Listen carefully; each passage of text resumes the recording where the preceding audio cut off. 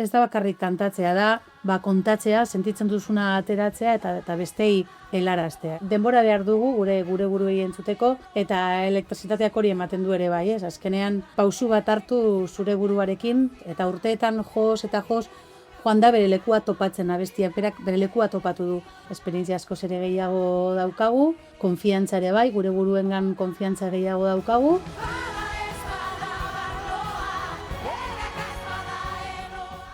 Katarsia, anpereak, tentsioa. Letra idatzi zenatik, bere akorde bakoitzarekin konektatzeko aukera ematen duen zirkuito elektriko bat. Bosgoreluan entzuten diren notetan, izar formako mikroin baten gainean, karga elektrikoen presentziarekin eta fluxuarekin lotutako fenomeno fisikoen multzo batei da, elektrizitatea. Batzuetan tximista moduan agertzen da, elektrizitate estatikoan, indukzio elektromagnetikoan edo ehunka estarri urratutan. Batzuetan bakardadean biluzik dantzatzea beharrezkoa dela oihukatzen jarraitzen duten arima magnetikoetan. Aiora renteria, plazer erraldoia da berriro ere ura bere bideanen zuek izatea, zea maiz izatea. Nientza gore, plazer gigantea. Bueno, gauza gutxik jartzen dute oihu ipurdia elektrizitatea 25 bertsio sinfonikoan entzuteak beste. Zelan bizi duzu uran parte hartzea musikaren klasiko bat bilakatu den kanta honekin, Aiora? Privilegio bat da, gainera, abestiak 25 urte egin ditu, eta abestia atera zanean, guretzako oso garrantzitsua izan da beti gure ibilbidean, baina abestia berez, beste kantu elektrizitatea diskoarekin batera, oso galdua gelditu zen bere garaian. Eta guk bagenekien bere denbora etorriko zala, ez? Eta urteetan joz eta joz, joan da bere lekua topatzen, abestiak berak bere lekua topatu du. Eta ja 25 urtea pasatu ondoren, izatea ura bere bidean baten, hainbeste jendekin eta orkestarekin, eta hori da, nire ustez da, abesti honek merezi zuena opari bezala. Abestiak berak, ez? Momentuan gelitu zen holan aparte, eta guk ez dugu inoiz konfidantza galdu beragan, eta hartu du bere lekua. Arduan guretzako da, arro sentitzeko gauza oso potente bat. Benetan, Kantuak badauka mistikotasunetik ere kutsurik, bai. Nolabait, letran ilargiari egiten diozun azken oihu horren aurrean, gorputza badoala aitortzen duzu. Ez dago hori saiesterik, hori badakigu. Ordea, zure hitzak hartuta ez, nire gorputzak eskatzen didan ate apurtuetara zoazela diozu. Alegia, badugula nonbait, gure gorputza entzuterik, bere eskariez jabetzerik. Zaila egiten zaizu zeure gorputzari entzutea, ala urteekin ikasi duzu Aiora praktika bat dela? Bueno, uste dut beti entzun behar diogula gure buruari, ez? Eta zer eskatzen duenari. Normalean bizitzak eramaten gaitu beste leku batera. Sartzen gaitu horrelako gurpil baten, eta ez ditugu entzuten gure behar izanak, eta ez ditugu entzuten, ez? Baina bai, azkenean denbora behar dugu gure buruei entzuteko, eta elektrizitateak hori ematen du ere bai, ez? Azkenean pausu bat hartu zure buruarekin, datorrena sumitu pizka bat, eta beldurrak pizka bat kendu, ez? Naiz eta gauzak gertatuko diren gertatu behar direlako, eta baina beldur horik pizka bat kentzea, ze azkenean, nire ustez behintzat nik, ez dakit jendea, baina nik adibidez, eriotzari daukatzat beldur bat oso gigantea, ez? Tarzuan, da marka bat nola pasatu garen mundutik eta zer, joan egingo gara, eta ez da zer gelituko inon ere ez, ez, azkenean energia bat izan gara, elektrizitate bat izan gara, ez? Eta hori da modu bat, gelditzeko, behintzat nire burua pizkatzu bat lasaitzeko, ez izateko horrelako pausu bat, mundutik pasatzea sin más, ez? Da hori da, azkenean, beldur hori kentzea, burua entzutea, pizka bat hori dena. Eta noiz eta nola sortzen da gai hau? Eta edo zelan? Sin más, azkenean da bakotzak daukan beldurrengatik atarakatako zerbait. Ez dauka ez datarik ez ezer, osea, letra sortu zen 2000 urtean, izango zen 1989an, ze diskoa martxoan atera zen, eta orduan uste dut bagen orkala letra eginda, Eta, bueno, azkenean garai horietan egon nintzen horreiri buelta emanez eta horrela ateraz.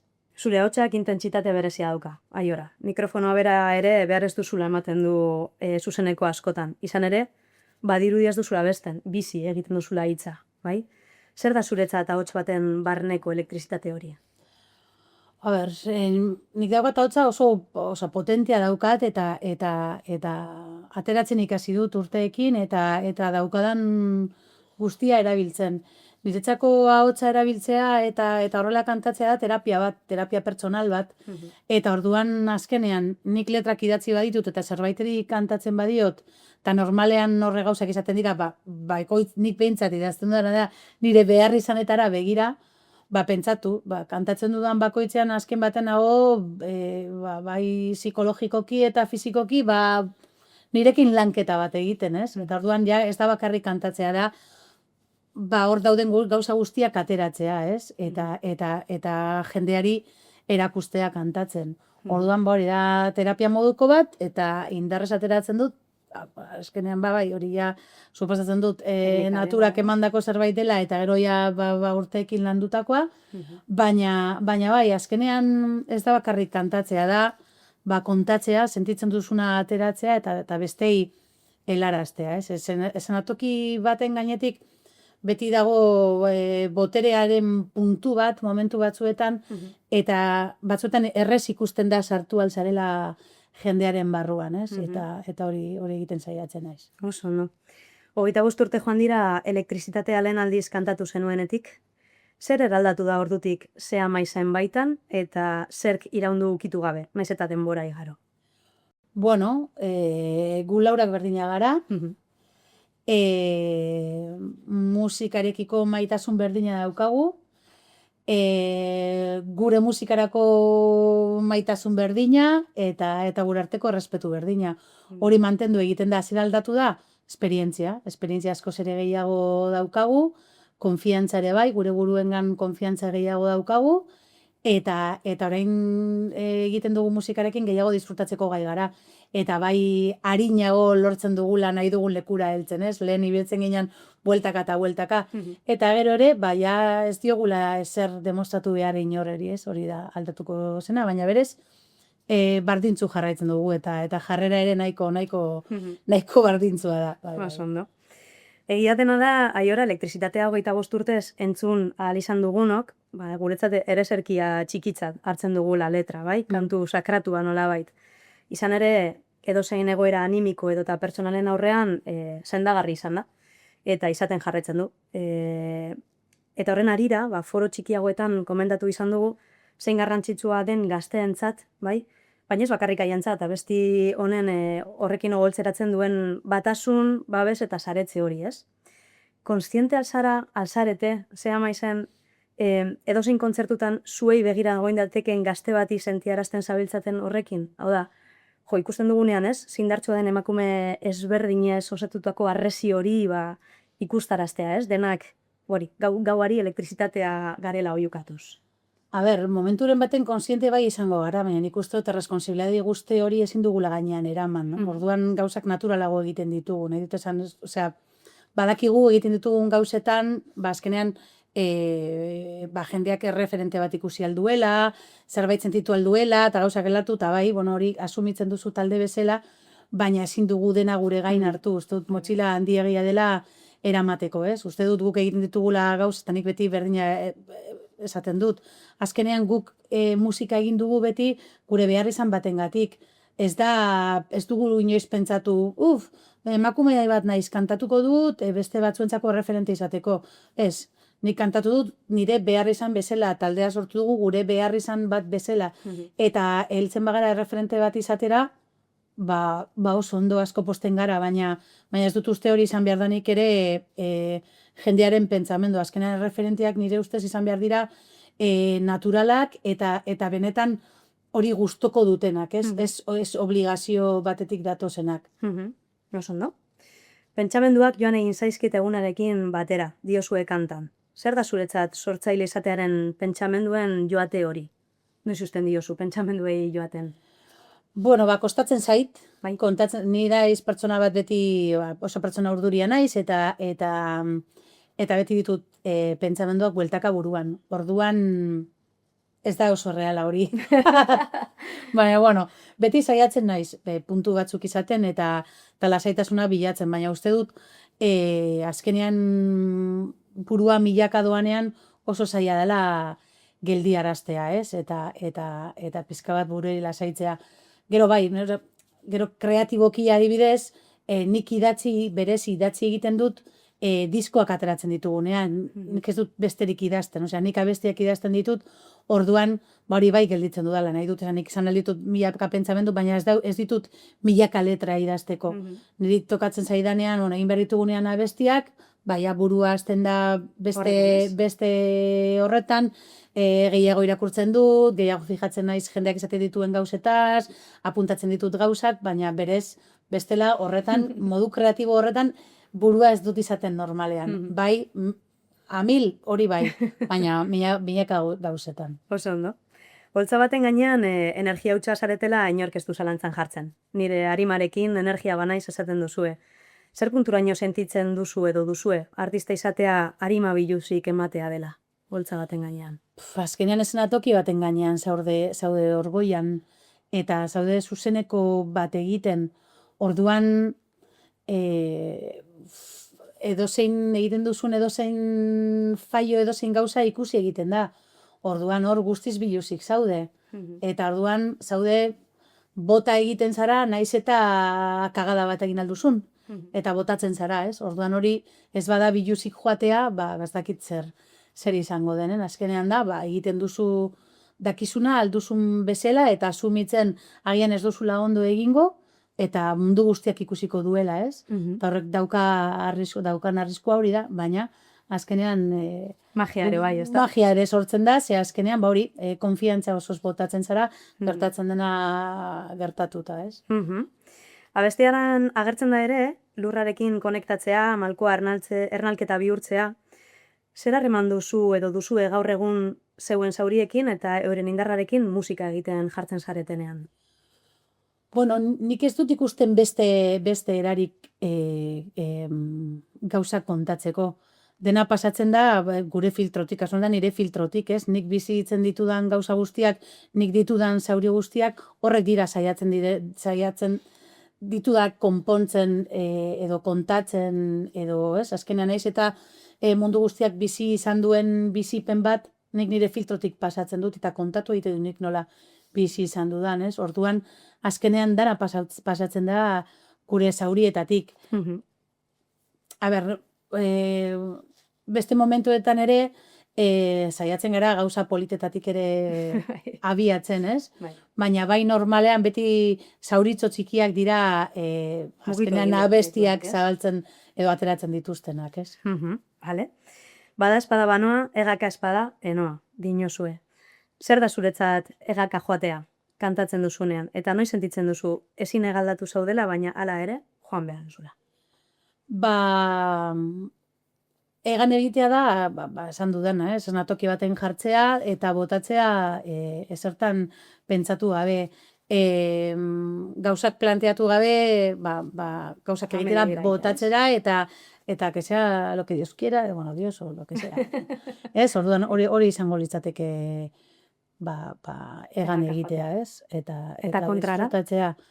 Noiz ezin duzun egan egin musikaren inurretan? Zenbat aldiz, ez bakarrik musikaren mundu honetan, gauza asko daude guztik zizita, eta hortik ezin gara askotan atera, ez? Eta ezin ditugu, benetan, gauzak sentitzen ditugun bezala egin, ez?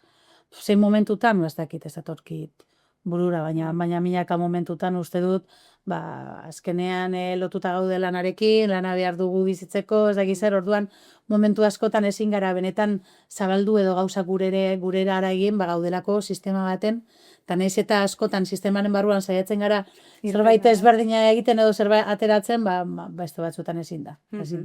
Bukatzeko, bai, orain dela 25 urte zure box gorrian sarturiko sentimendu logarindikoek agintzeari uko egitea, Hansturaren galderak planteatzea, zuloan, iluntasunean, nahi zenutenean zuriz, nahi zenutenean beltzez, errukitzen zenuten eskua ematea, begietara begiratzean, orduan bai ezinezkoa zena ulertzen zenutela, jartzen zenuten ahotsaren erdigunean. Gaur aldiz, adoreak, kemenak eta kuraiak agintzen du, eta norbere borrokari leku handia egiten. Itsasora itzulera bat egonda bidaian aurrera joateko, eraldaketa noiz ote den galdetuz, ur jauzia gelditzen denean oxigeno berdina irensten dugula, abesten duzue. Une batez aiora, orduko momentu horretara bidaiatzerik bazenu, zer esango zenioke orduko aiorari? Bai esan ezer. Ze uste dut bide oso polita egin dugula, haude gauza asko bizitzan bestera batera ingo genituzkela, baina ezinezkoa denez, ezer, disfrutatzea eta ikustea gauzak bazkenean aldatu egiten direla, ez? Eta bai, grazia egiten ez, justo komentatzen dituzunean, karo, gauza guztiak dire filtrotik pasatzen direnez, eramaten naute garai horretara, da elektrizitatea garaia zan, ere musika idazteko beste erabat, letrak ere beste erabaten egiten dituen, eta orain adore kemena kuraia horretara direla letrak positiboagoak, aurrera begiratzen dutenak, ez, bai, sekulako aldaketa izan da, eta aldaketa naturala izan da, orduan, ez nioke ez ere zango aspaldiko aiora horreri, disfrutatzeko, eta gauzatxarrak ere pasatu egiten dirala, eta honak ere orduan dena ondo bizi behar dela, dena ondo harrapatu behar dela, bai ona eta bai txarra. Eta kontrara aiora, han zegoen aiorak zer aholkatuko lioke gaurkoari? Ez dakit. Ez gauza oso positiborik ez. Ez dakit. Ze letratan hori izan, baina oso momentu zoriontzu baten nengoen, así que ez dakit, sin más. Igual zoriontzu izan zaitezen, Bai. Egiten duzun horretan. Bai, jarraitzen dut ia bardin, así que ez dakit. Ez dakit zer esango zidan egia esan. Eta interesantea da, baina letrak ez ziren tal, baina oso momentu honean nengoen. Beitu. Amaieratxo bat irakurriko dizut, bai, maitasun osoz idatzitakoa. Batzuetan, ekaitz baten erdian lo egiteko leku bat dira jauzi elektrikoak, polo magnetikoak, lurrari falta zitzaion energia guztia itzultzen duten ekaitzak. Edo gorputzeko geruza bakoitza korronte bihurtzeko konexioak. Azken arnasketaren azkenengo segundura arte oihukatzen diren tximistak. Badira gorputzak mugimenduan jarri eta desagertzen diren abestiak.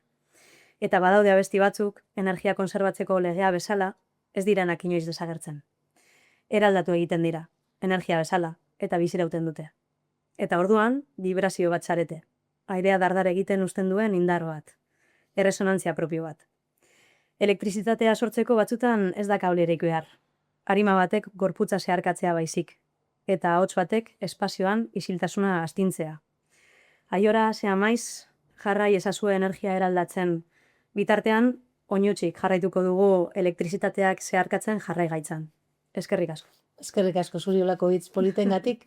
Ez da ezer. Plazer bat izan da.